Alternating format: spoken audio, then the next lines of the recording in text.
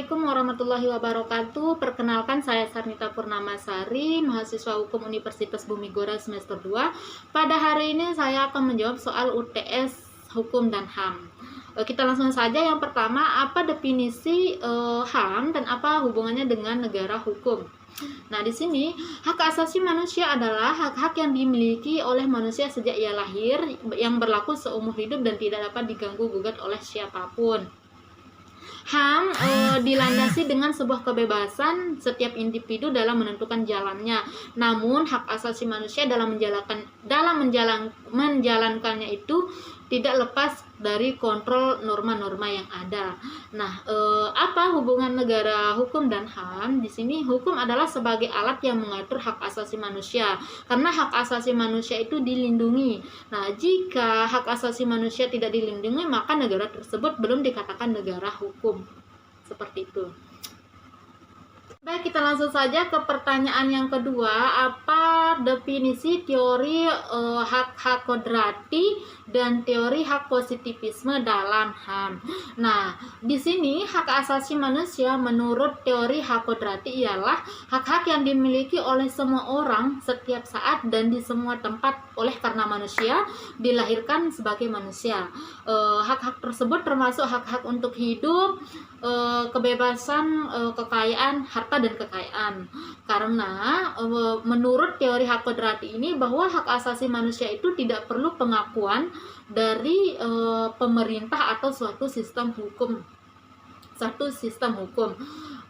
Karena menurutnya hak asasi manusia itu bersifat universal dan sesungguhnya bahwa semata-mata sudah ada sejak lahir dan secara alamiah seperti itu. Nah, kemudian teori-teori hak positivisme bahwa di sini dia menolak, penganut teori hak positivisme ini menolak tegas menurut teori hak kodrati, karena menurutnya bahwa pandangan teori hak kodrati itu tidak jelas sumbernya. Dia mengatakan bahwa teori hak asasi manusia itu harus jelas sumbernya, seperti peraturan perundang-undangan atau konstitusi yang dibuat oleh pemerintah, dan tidak boleh tidak jelas seperti itu. Baik, kita langsung saja ke pertanyaan yang ketiga. Jelaskan prinsip-prinsip dasar HAM. Di sini prinsip dasar HAM itu ada 3. Yang pertama prinsip keadilan, yang kedua prinsip martabat, yang ketiga prinsip humanity. Nah, di sini prinsip keadilan yaitu prinsip yang menyangkut kesetaraan, non-diskriminasi, kesetaraan dalam mengakses layanan publik, dan bebas dan terbuka kesempatan setiap orang untuk berpartisipasi. Nah, itu prinsip keadilan. Yang kedua prinsip martabat.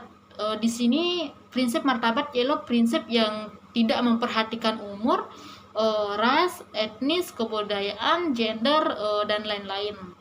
Nah, yang ketiga prinsip humanity yaitu setiap yang bersengketa harus mencegah dilindungnya terjadi tindakan-tindakan yang menimbulkan penderitaan yang sebenarnya tidak diperlukan dan peperangan itu sendiri.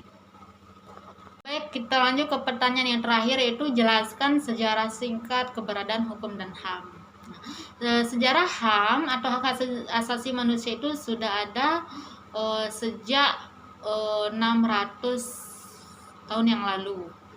Menurut ketetapan MPR RI nomor 27 tahun 1998, hak asasi manusia adalah hak dasar pada diri manusia yang bersifat universal dan abadi sebagai karunia Tuhan Yang Maha Esa.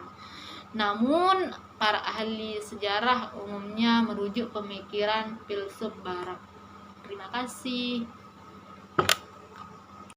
Baik, langsung saja ke pertanyaan yang keempat, yaitu apa rumusan masalah makalah yang kemarin dan kesimpulannya bagaimana. Nah, di sini rumusan masalahnya itu apa pengertian HAM, bagaimana prinsip-prinsipnya, ciri-cirinya, dan pengertian negara hukum apa, dan hubungan HAM dan negara hukum itu apa.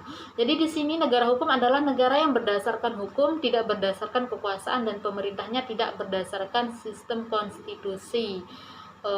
Ciri-cirinya itu pengakuan dan perlindungan hak-hak asasi manusia yang mengandung persamaan dalam bidang politik, hukum, sosial, ekonomi, dan kebudayaan. Peradilan yang bebas dari suatu pengaruh kekuasaan dan kekuatan lain dan tidak memihak. Jadi HAM adalah hak yang sudah melekat dalam diri manusia, yang keberadaannya sudah diakui sejak lahir dan berlaku seumur hidup dan tidak dapat diganggu gugat.